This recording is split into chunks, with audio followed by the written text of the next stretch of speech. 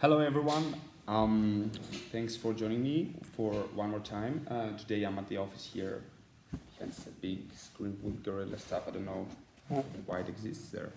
Okay, so hello, let me introduce myself once more. My name is Paris, I am co-founder at a company called SourceLair, which is an online developer tool that works in the browser. So developers can just create an account at our service and they can build applications right there without having to download anything, configure anything, and they can share their work with their clients, co-workers and stuff.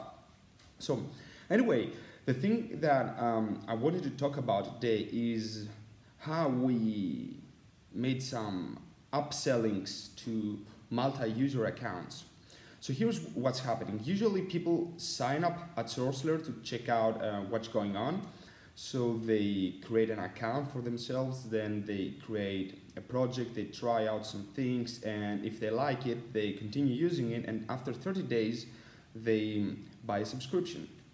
So this is an interesting scenario, but as you can understand, this is a one-person only account. So I sign up, I use it, I decide if I want to buy it, and everything is good.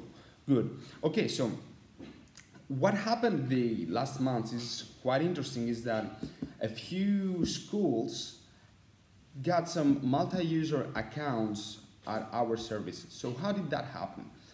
So usually they would one of the teachers would sign up for SourceLair, they would try it out, and they would send us a message and say, hey, that's cool, we would love to use that in our classroom, because this way our students won't have to install and download any tools on their computers, we won't have to speak with the IT department, we will be able to use the Chromebooks that we are sponsoring to our students at school. So we did some hacks and we made that work.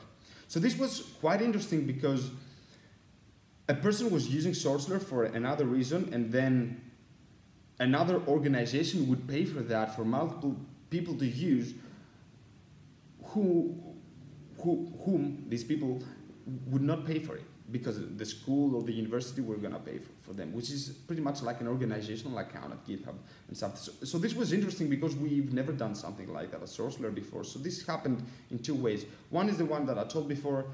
A guy would check it out and tell us that they want to do that. And the other situation that we managed to upsell a single account to an organizational one was a student from a university signed up at SourceLair, for example, and they would use it, and then they would send us an email and say, hey, that's cool, I would like to use it, but I'm a student at a university and I don't have any money to buy for that. So then we replied to them and said, okay, sounds cool, makes sense. Could you please get us in touch with your professor, and maybe we can get a free account for every one of you in the class. So this happened actually, and I was actually surprised by that, because we just replied to that email without believing pretty much that this was gonna work. We thought that, okay, that's cool, we will never manage to get into their budget and stuff. Anyway, but it worked out.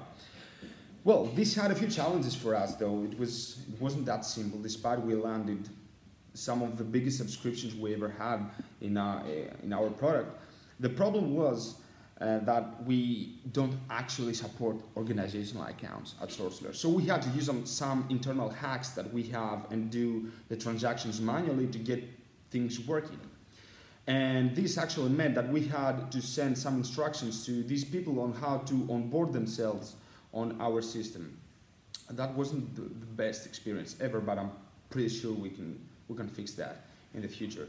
So this was one of the main challenges there. The other challenge was that, other than this being a manual procedure, we had to set a lot of stuff for the professor, because the professor just wanted some administrative access. They didn't want actually to write code. The students are about to write code, so we had to prepare some work for the professor also, because we don't have a user interface for the professors to do so.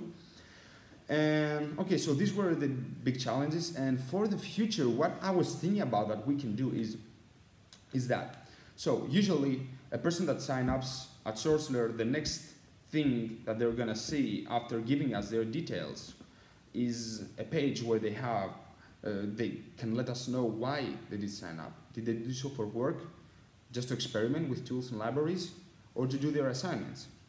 So we're keeping this information in our database. So what we can do is get all these people that sign up and say that they do so for assignments, and send them an automated email in a day, a week, a month, it doesn't matter, and send them, hey, would you like to use that for free?